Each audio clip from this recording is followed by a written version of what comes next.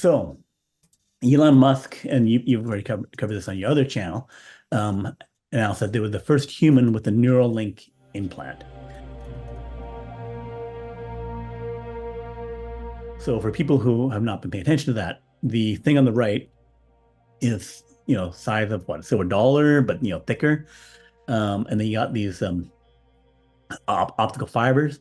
So those would be you'll remove a section of the skull and then or like open it up and then put this device into contact with the brain, and they see that the brain, human brain, the skull on the left made the skull transparent, and then is looking at a cursor. So basically, they have it connected so that the readings from the brain connections um, for the as a brain computer interface. So it's connected. The device is connected to computer, so that the person can then, if they're paralyzed, can type on messages, can move a cursor and do other things. But they So, would have to train to do it. Go ahead.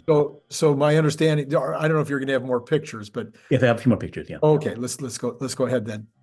So this is showing the person's transparent brain, and then you see the kind of like a bit of a iPhone, and then connecting the words. So basically, they've connected. I should try and get a better picture of, but that is one thing there. And then you have a surgical robot, which does the delicate putting in the 200 little fibers that go in, because that black connection um, is just to hold all these little threads, optical threads, but then they need to be um, connected, fed into the brain to connect to what needs to be connected. And this So all this takes place, if I understand it right, this surgical robot puts these threads in really pretty fast, and it doesn't take a lot of time, and right. it puts them in basically one at a time, and each one of those threads is going to a different part of the brain based Mhm. on what they've pre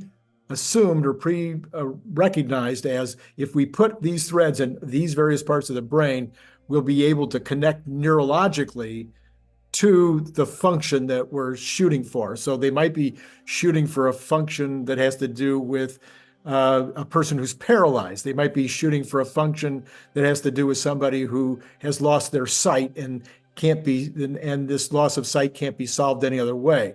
Or they might Mhm. just be shooting for the function of being able to have this person play a video game without hands, just be Yeah. able to think the video game into action.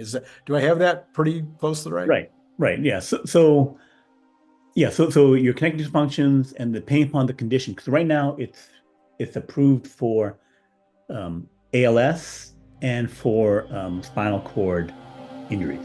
So Okay. again, paralyzed person or someone with some brain dysfunction